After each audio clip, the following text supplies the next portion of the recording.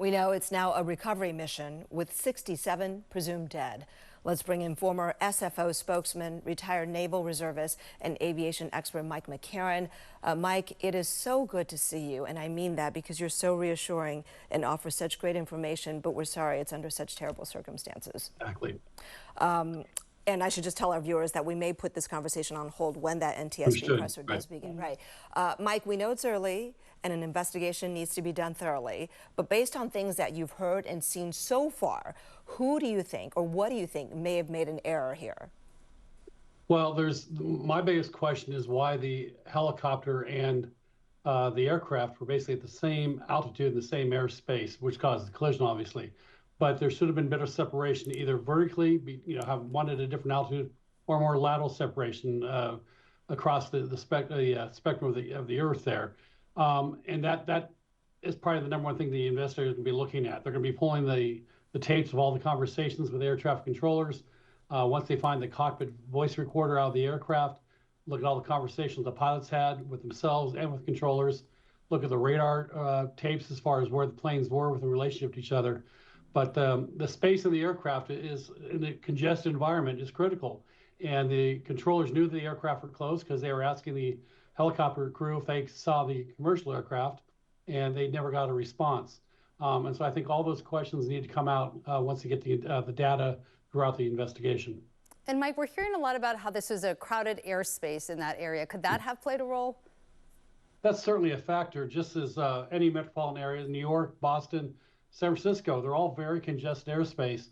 D.C., the metropolitan Washington area has a little unique twist to it. They have restricted areas, prohibited airspace over the U.S. Capitol, the White House, and some other areas around the area. So it's some very tight and narrow corridors, but they're well charted, they're well published, and people who fly there know these areas and adhere to these procedures. So something went amiss here, and that's what the investigators need to find out. Right. As I understand, the commercial aircraft have very strict prescribed paths because of what you said, right? The restricted airspace, all those sensitive government buildings. But Mike, I want to understand this, right? The passenger plane was asked to change to a different runway fairly late in the game, close to landing. We know the Black Hawk should have had night goggles. We understand that they said on the audio that they were looking at some aircraft. Could they have been looking at the wrong aircraft? And is it their duty to kind of spot where the commercial planes are and stay away? To answer the last question first, yes, it's the responsibility of the crew to maintain separation, especially in that very tight environment. It's very possible they could have spotted a different aircraft and thought they had identified the proper one. Changing the runway is not an unusual occurrence, especially to make it a little more efficient and effective landing pattern and get the aircraft in and out a little bit quicker. One of the problems flying in an area, a metropolitan area like that at night, is all the ground lights, the street lights, the signals, the traffic. You have trouble with your night vision at times, differentiating between what's in the air and what's on the ground. And I think that's something that could be a factor as well. And that, once again, the investigators will find that out as well. Mike, the president had a news conference this morning. We aired it live here. He spoke about diversity hires and suggested that there could be some kind of correlation here. He may have been referring to air traffic control or the military. Of course, there's no evidence of that, but we want to know, what's your experience with the standards for hiring and also training? The standards to be an air traffic controller are very high, and the training is complex and it's detailed and it's thorough. Anyone who is a qualified air traffic controller, certainly in a congested environment like the Washington metro area, is at the top of their game. To imply otherwise is foolish, in my opinion. These people are the best of the best. They wouldn't be in these towers if they weren't. Just like the ones at SFO and LAX, Chicago here, Atlanta. You have to be the best controller possible to be in these very congested, very active areas.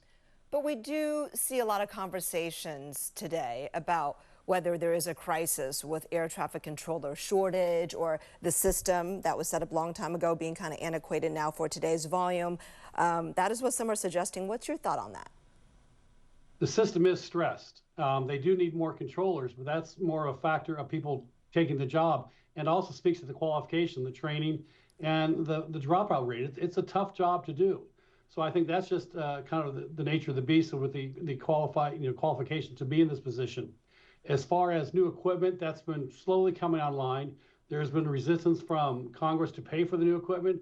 There's been resistance from communities to adopt new procedures, which shift flight paths over other communities, which people don't want aircraft flying over their homes. So something's got to give at some point. If you want to modernize the system, you can do that, but things are going to change and people don't want change. And that's the real issue right now. And I think when you hear about something like this, it makes you wonder, could it happen in our home? So could something like this happen in the San Francisco Bay Area? Do we have military aircraft that's flying low and close to SFO, San Jose, or the Oakland airports? There are, less so than when I first started. When I used to be stationed at Moffett Field when it was an active naval base, and we flew in and out of there with the commercial aircraft in the Bay Area all the time. There is a Coast Guard air station located at San Francisco Airport, and they fly in and out with no issues. It can happen anywhere. That's the issue. But the main thing, and I always stress this, and Kristen knows this whenever I talked to her years ago, the most dangerous part of your trip is driving to and from the airport. This is the first major incident with this loss of life in something like 15 or 20 years. Aviation is an incredibly safe business. And the fact that so many millions of people fly every day without incident shows all the safety procedures, the back check, the secondary procedures, the tertiary ones all work to make sure the system is safe. And just to show I'm not just spouting this, I'm booked for tomorrow morning to fly on a flight to Boston. My daughter flew out to Boston last night on a flight. I have no problems whatsoever getting on a plane anywhere to fly in the United States. I do remember you saying that. And like I said, you are so reassuring and still the safest way to travel. Mike, thank you so much.